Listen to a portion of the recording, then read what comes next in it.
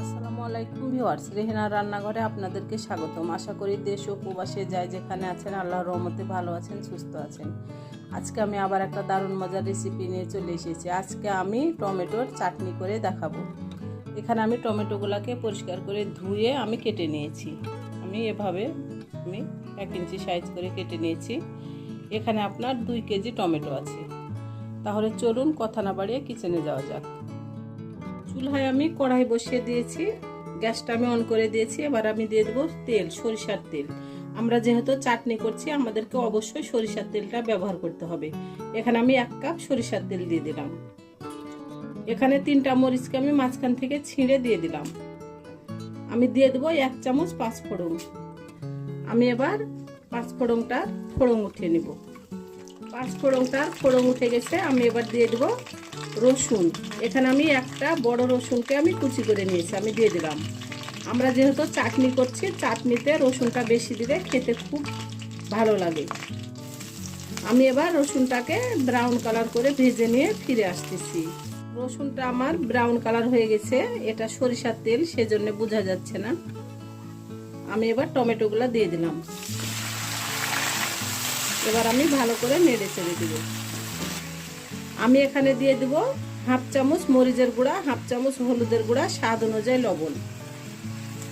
আমি গুঁড়া মশলাগুলো দিয়ে দিলাম। আমি এবার ভালো করে আবারও নেড়ে চেড়ে দেব।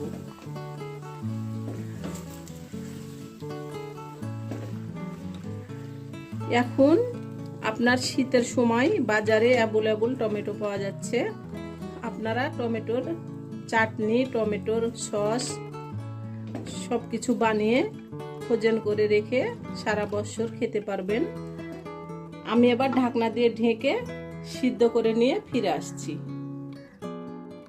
আমি এবার ঢাকনাটা উঠিয়ে নিব। টমেটোটা আমার সিদ্ধ হয়ে গেছে। আমি এবার দিয়ে দেব ভিনেগার 3 চামচ। ভিনেগারটা দিলে কি হয়, আপনার চাটনি বা আচার যেটাই হোক আপনার ফাঙ্গাস পড়বে না। আমি এবার দিয়ে দেব চিনি। এখানে আমি 1/2 কাপ চিনি দিয়ে দিলাম। চিনিটা যার যার ইচ্ছা, কেউ বেশি মিষ্টি খেতে পছন্দ করেন, আবার কেউ টক মিষ্টি ঝাল খেতে পছন্দ করেন। চিনিটা যার যার ইচ্ছা মতন দিয়ে নেবেন। এখন আপনার চুলার আগুনটা মিডিয়াম টু লোয়ে রাখতে হবে, নইলে আপনার যদি আপনি বেশি জোরে জাল দেন তাহলে চুলার আশেপাশে চাটনিটা পড়ে আপনার চুলাটা নষ্ট হয়ে যাবে। আমি একেবারে চাটনিটা করে নিয়ে ফিরে আসবো। আমি আর ঢাকনা দিয়ে ঢাকবো না। চাটনিটা আমার পুরোপুরি কমপ্লিট। চাটনিটা আমার হয়ে গেছে। এবার আমি গ্যাসটা অফ করে দেব। এবার আমি উঠিয়ে নিয়ে আপনাদেরকে পরিবেশন করে দেখাচ্ছি।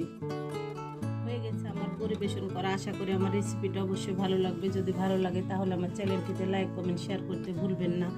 বেশি বেশি করে সাবস্ক্রাইব করার অনুরোধ রইল। তাহলে আজকের মতো এখানে বিদায়। আবার অন্য কোনো রেসিপি নিয়ে আসবো। সবাই ভালো থাকবেন। আল্লাহ হাফেজ।